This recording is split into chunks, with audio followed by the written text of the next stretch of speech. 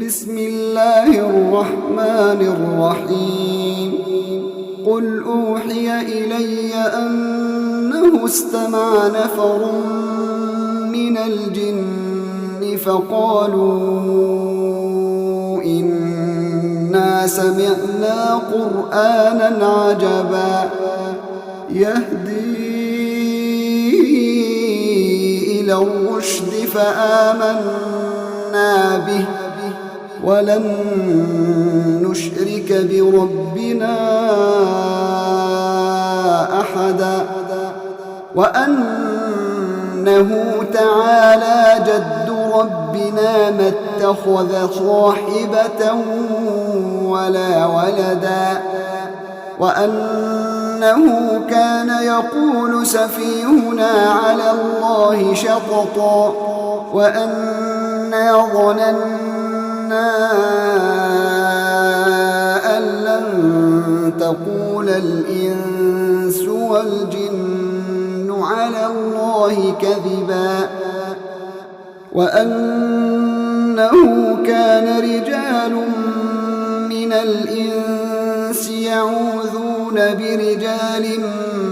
من الجن فزادوهم رهقا وأنهم ظنوا كما ظننتم أن لن يبعث الله أحدا وأنا لمسنا السماء فوجدناها ملئت حرسا شديدا وشهبا وأنا كنا نقعد منها مقاعد للسمع فمن يستمع الآن يجد له شهابا رصدا وأنا لا ندري أشر أريد بمن في الأرض أم أراد بهم ربهم رشدا وأنا منا الصالحون ومنا دون ذلك كنا طرائق قددا وأنا ظننا أن لن نعجز الله في الأرض ولن نعجزه هربا وأنا لما سمعنا الهدى آمنا به فمن يؤمن بربه فلا يخاف بخسا ولا رهقا وأنا منا المسلمون ومنا القاسطون فمن أسلم فأولئك تحروا رشدا وأما القاسطون فكانوا لجهنم حطبا وأن لو استقاموا على الطريقة لأسقيناهم ماء غدقا لنفتنهم فيه ومن يعرض عن ذكر ربه يسلكه عذابا صعدا وأن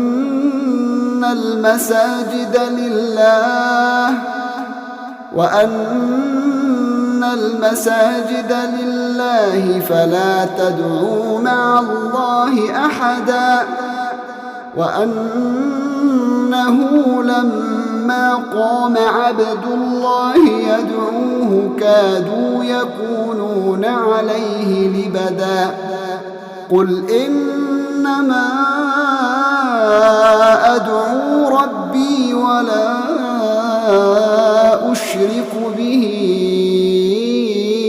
أحدا قل إني لا أملك لكم ضرا ولا رشدا قل إني لن يجيرني من الله أحد ولن أجد من دونه ملتحدا إلا بلاغا من الله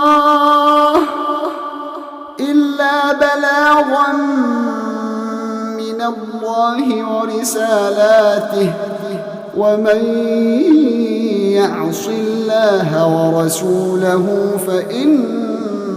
له نار جهنم خالدين فيها أبدا حتى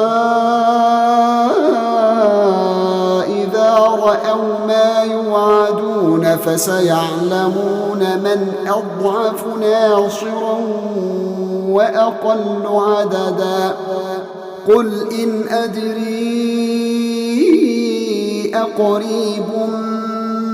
ما توعدون أم يجعل له ربي أمدا عالم الغيب فلا يظهر على غيبه أحدا إلا من ارتضى من رسول